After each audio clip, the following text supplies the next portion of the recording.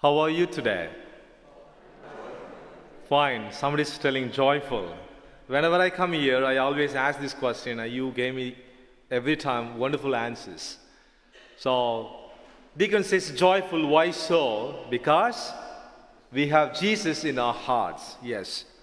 So many years back, Pope Francis visited Myanmar and he raised the same question, asking everybody, how are you today? And everyone said different answers. And there was one tiny little girl who told him back that she was joyful. And he asked her back, why are you joyful?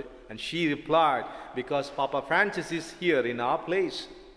And he took the little episode and taught the entire gathering, asking again, how are you today?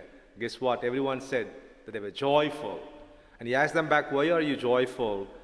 Then he helped them to say back, not because Papa Francis was there, but because Jesus is in our hearts. And I'm so happy to repeat again and again the same question. How are you today? Joyful. Why are we joyful? Because Jesus is in our hearts. Amen. Thank you. Since we are in the vigil of the Mother's Day, I would like to, make a joke. Please, joke. So that, reflection goes well. Please be considerate. Laughing for my joke.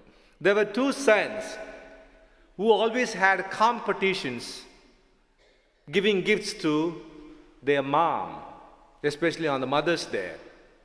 That was the first Mother's Day after the death of the father in the family. So they compete each other finding out wonderful gifts for their mom. The first son decided to buy a parrot because mom is alone living in the house. So the parrot would help mom to talk to listen to, and to have someone with her. The second son went and figured out buying a bunch of nice flowers and some figurines to add, in the mother's gift list. So on the day of the Mother's Day, you know what? The second son went and gave the gift to mom, a bunch of beautiful flowers and the figurines, and asked her, Mom, what do you think about my gift? She was so happy and she was overflowing with her joy, and she said, I love it. They are wonderful. I love this gift. And he was so curious about his brother's gift.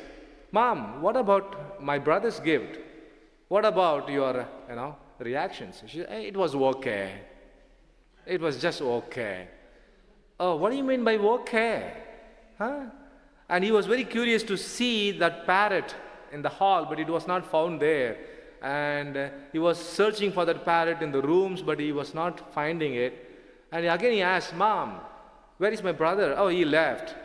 And are you still saying that his gift was okay? Yeah, it was just okay. Because it just tasted like chicken. Please don't buy parrots for Mother's Day. Okay, thank you for your laugh. Today, the seventh Sunday of the Easter season, all the liturgy, three readings of the liturgy invite us to reflect about our own belongingness to God. We belong to God. And we are complete only when we belong to God. And we are called to remain in that goodness of the Lord through our personal and daily consecration. These are the, message, the crux of the entire liturgy. We belong to God. And we become complete when we belong to God. And we need to remain in the goodness of the Lord through our daily and personal consecration to the Lord's truth. This is it. And I'm going to reflect along with you in three aspects of it. Number one, we belong to God. When I went to India, maybe 10 days back, I was in India for a meeting, and I noticed two ponds, water ponds, near my village. One pond, of course, because of the hot sun and the climate, the water level was going down. But there was still some water in the pond. On the other side, the other pond had no water at all. It was completely dried.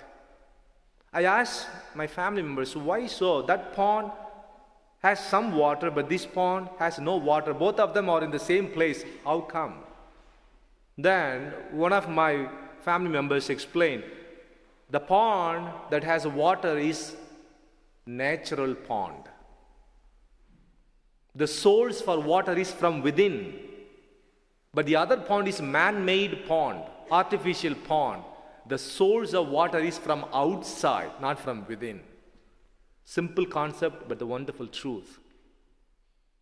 When I have the source of grace from within, no matter what climate I have outside, I would still have that water, that grace, that blessings. The level may go down or raise, that doesn't matter, but I would always have that moisture. That amount of water will be there, at least something. But when I depend on things from outside for my blessings, I see empty. Sometimes we think, okay, my joy depends upon the person that I live with, upon the position that I have, upon the place that I live in, upon the circumstances and situations. When I depend on things and persons and places for my happiness, I seem to be empty pond. But when I depend on Jesus, who is the interior source of my grace, no matter how shallow I am, I still would have that moisture of grace within. And we need to belong to God for that. When I remain in the goodness of the Lord, when I have my daily prayer, when I have my spiritual practices, when I have this frequency of sacraments, when I have this reception of the Holy Eucharist in myself, I have that source of joy from within, who is Jesus alone. When I look for truth, when I look for joy, when I make myself depend upon something else or something of the world, then I seem to be that empty pond, dear brothers and sisters.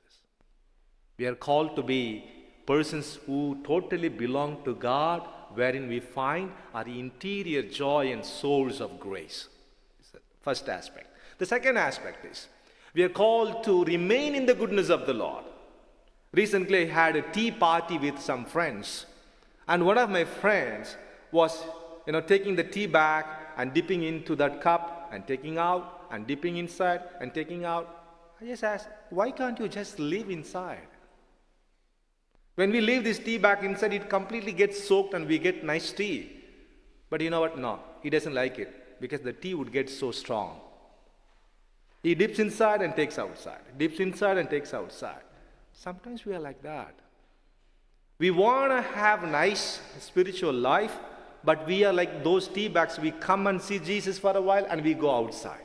And we come and be with Jesus for a while and we go outside. It's not about dipping ourselves into Jesus, rather remaining and getting soaked into Jesus. Thus we become Jesus' persons no matter where we are in the world. Be it workplaces, family places, our friends, relation, we are Jesus' persons. And that's how we become complete. Oh, when I say this word complete, I have a question from my professor when I studied in the seminary. He raised this question. What is the difference between finished and complete? We were all looking for some philosophical, some theological answers for finished and complete. And he came up with some funny answer. He said, when a woman marries a right person, he or she is complete. If a man or woman marries a wrong person, he or she is finished. So you're all complete persons, I know. Yeah, you're all complete persons. Nobody is finished persons. I'm just kidding. When we remain in the goodness of the Lord, when we soak ourselves deep into Jesus, we become complete. And that is the beauty of our spirituality. The third thing is that we need to consecrate ourselves to God daily and individually to the truth of the Lord. Because we don't belong to this world alone. We belong to heaven. That's why Saint Teresa of Avila would say, every time we do something good, our faces get registered in heaven. So I need to examine myself. Am I a person who is familiar in heaven, or the face is registered in heaven, or am I a stranger to heaven? When we die and go to heaven and knock the doors of heaven, when they open the doors, the angels or St. Peter must be familiar with our faces because of our good deeds that we have done while on earth. We are called to do that.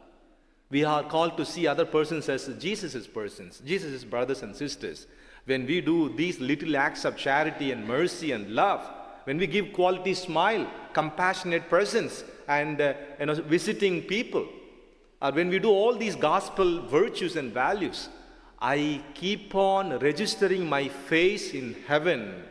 Thus, when I go and knock the door, I'll be solemnly welcomed because I was visiting heaven very often because of my good deeds while on earth. So let us examine our conscience. That's how I consecrate myself to truth, who is Jesus for me. Not all the truths would set us free. Only one truth would set us free. The truth, Jesus. Let us belong to Him. Let us remain in Him. Let us consecrate ourselves to Him. And that's how we are Christians, Catholics, and little saints in our own circumferences and vicinities. God bless you all. May the name of God be glorified. Amen.